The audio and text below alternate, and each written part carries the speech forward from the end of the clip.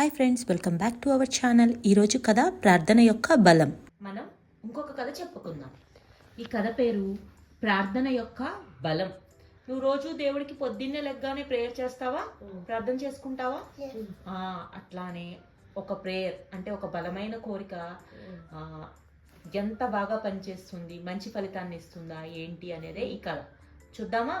అనగనగా ఒక ఊరిలో దర్శన్ అనే ఒక వ్యక్తి ఉన్నాడు. అతనిది చాలా చిన్న కుటుంబం, చీకు చింత లేనటువంటి చిన్న కుటుంబం, అంటే స్మాల్ ఫ్యామిలీ. దర్శన్ భార్య సుశీల, వీళ్ళకు ఒక ముద్దుల కొడుకు ఉన్నాడు. ఆ కొడుకు పేరేంటి అంటే నిర్మల్ పేరుకు తగ్గట్టుగానే చాలా నిర్మలమైన మనసు కలిగిన వాడు. అంటే ఏంటి?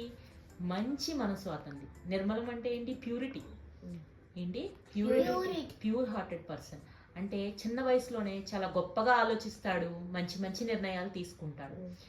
నిర్మల్ 6వ తరగతి చదువుతున్నాడు. ఏ క్లాసు? 6th class.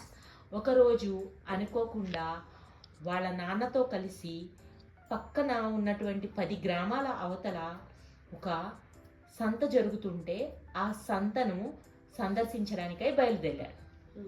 అర్థమవుతుందా? 10 గ్రామాల అవతల వెళ్ళాలి. అక్కడ ఏం జరుగుతుంది? సంత. ఎందుకు వెళ్తున్నాడు అంటే నిర్మల్ వాళ్ళ అబ్బాయి నిర్మల్కి ఏం చెప్పారంటే స్కూల్లో ఒక ప్రాజెక్ట్ వర్క్ ఇచ్చారు.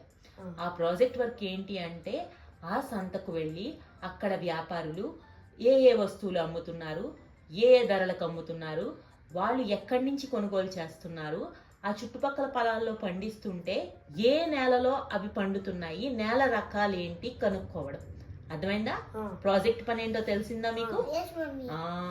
ఆ ప్రాజెక్ట్ లో ఇవన్నీ కూడా సమాచారం తెలుసుకోవాలంటే ఇక్కడ కూర్చుంటే సరిపోతుందా? ఏదో ఒకటి రాసేస్తానంటే కుదరదు కదా. ఆ 10 గ్రామాల అవతల జరిగే సంతకు వెళ్ళాలి. అక్కడ రకరకాల రైతుల్ని కలవాలి. అక్కడ ఆ సంతలో అమ్మే వాళ్ళని కలవాలి. వస్తువుల్ని చూడాలి.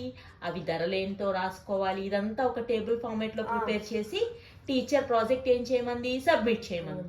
సో వాళ్ళ నాన్నని హెల్ప్ అడిగాడు. సరే, వీళ్ళిద్దరూ, నిర్మల్ వాళ్ళ నాన్న కూడా దర్శన్ దానికి ఒప్పుకున్నాడు. ఇద్దరు కలిసి ప్రయాణానికి బయలుదేరుతుండగా ఇంతలో వాళ్ళ అమ్మ వాళ్ళకి కావలసిన తినుబండారాలన్నీ కూడా సర్ది పెట్టింది సంచిలో. వెళ్ళేటప్పుడు ఆకలేస్తుంది కదా. సో వాళ్ళకి కావలసిన వాటర్ బాటిల్స్ అన్నీ ప్యాక్ చేసేసి నీట్గా ఇచ్చింది. వీళ్ళు బయలుదేరారు, వెళ్ళారు. ఆ సంతకు వెళ్ళి ఆ సంతలో జరిగేటటువంటివన్నీ తనకి ప్రాజెక్టుకి కావాల్సిన సమాచారాన్ని చాలా నీట్గా నోట్ చేసుకున్నాడు. తన వెంట తెచ్చుకున్నటువంటి నోట్బుక్ ఓపెన్ చేసి పెన్సిల్తో చాలా నీట్గా రాసుకున్నాడు. తర్వాత ఇంటికి వెళ్ళాలి అని చెప్పి స్టార్ట్ అయిన తర్వాత ఏమైంది అంటే నడుచుకుంటూ వస్తున్నారు. ఎవరో చెప్పారంట, ఇక్కడ నుంచి మీరు 10 విలేజెస్ అంటే 10 గ్రామాలు దాటాల్సిన పని లేదు. అర్థమవుతుందా? షార్ట్ కట్ ఉంది. మీరు ఆ షార్ట్ కట్ లోంచి ఎందుకు వెళ్ళకూడదు?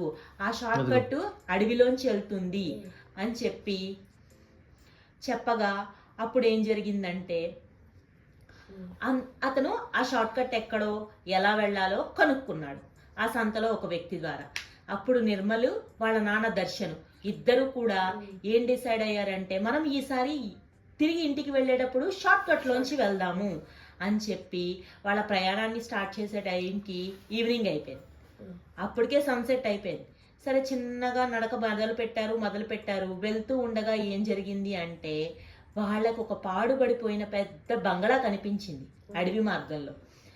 ఆ ఇల్లు చూడడానికి చాలా పాడుబడిపోయి ఉంది.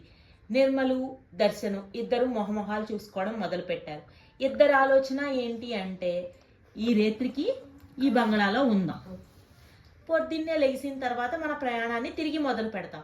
ఇంత చీకటిలో ఈ అడవి మార్గంలో మనం ఇప్పుడు వెళ్ళలేము అని చెప్పి డిసైడ్ అయ్యి వెరీ గుడ్, వాళ్ళకి భయం వేసి ఇంక వాళ్ళకి ఈ రోజు రెస్ట్ తీసుకుందాం అని చెప్పి ఆ బంగళాలోకి లోపలికి వెళ్ళారు. కానీ విషయం ఏంటంటే వీళ్ళకి తెలియంది ఆ బంగళాలో చాలా భూతాలు దెయ్యాలు ఉన్నాయని రకరకాలుగా పుకార్లు ఉన్నాయి. అవి వీళ్ళకి ఎవ్వరూ చెప్పాలంటే చాలా రకరకాల కథలు అన్నమాట. ఎవరికి తెలిసినా తెలియకపోయినా అందులో నిజముందో లేదో విచారించరు, కానీ మాట చెప్పేస్తారు. అందులో దెయ్యం ఎలా చేసిందంట, అలా చేసిందంట, చూసిన వాడు ఎవరు లేరు.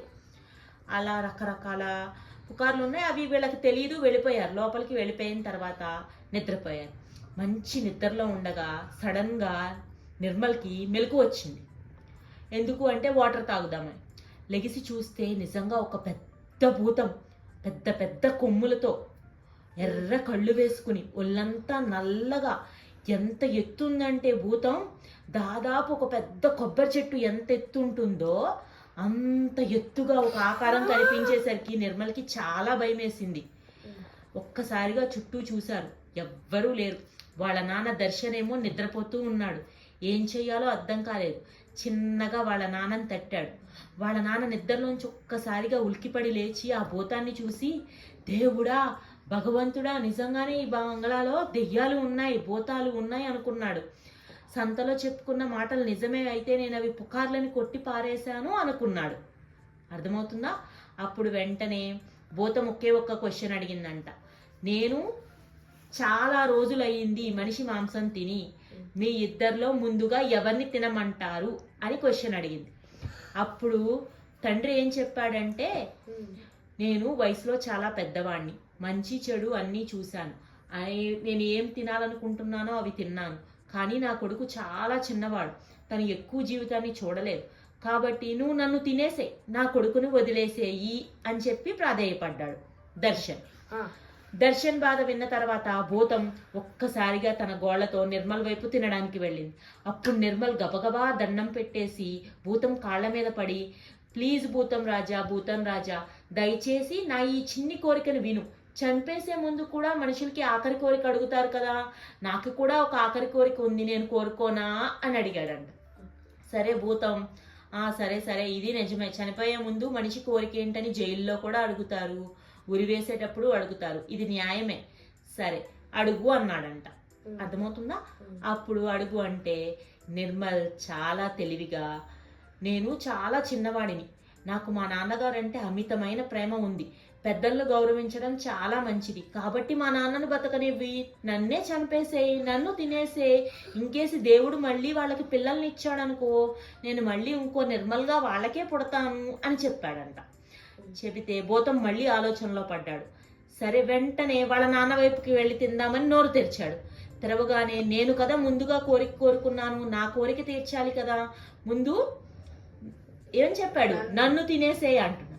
అప్పుడు నిర్మల్ ఏమో ఏం చెప్పాడు, నిర్మల్ వైపుకు మళ్ళీ ఇలా కాసేపు ఇలా వీళ్ళిద్దరి మధ్యలో ఆ భూతం నలిగిపోయి ఏం చేయాలో తెలియక, నేను మందిని చూశాను డబ్బు కోసం కొట్టుకునే వాళ్ళని అట్లా, కానీ మీ నాన్నగారంటే నీకు చాలా ఇష్టం ఉంది, నీ కొడుకు అంటే అంతకన్నా ఎక్కువ ప్రేమ ఉంది, కాబట్టి మిమ్మల్ని ఇద్దరిని నేను చంపాలనుకోవట్లేదు, మిమ్మల్ని వదిలేస్తున్నాను, ఈ రాత్రికి ఇక్కడ మనశ్శాంతిగా పడుకుని రేపొద్దున్న మీ దారిని మీరు వెళ్ళిపోండి అని చెప్పి భూతం మాయమైపోయింది. అప్పుడు నిర్మలు వాళ్ళ నాన్న ఇద్దరు కళ్ళు తుడుచుకుంటూ ఒకరినొకరిని కౌగిలించుకుని ఆ రాత్రంతా ఆ పాతబడిన బంగళాలోనే పడుకున్నారు. తర్వాత రోజు లెగిసి చిన్నగా ఇంటికి వెళ్ళి జరిగిందంతా వాళ్ళ అమ్మకి చెప్పారు. వాళ్ళ అమ్మ దిష్టి తీసి ఇంట్లోకి తీసుకుని వెళ్ళి, ఇంకెప్పుడు అడవి మార్గం వైపు వెళ్ళకండి, అర్థమైందా అని చెప్పింది.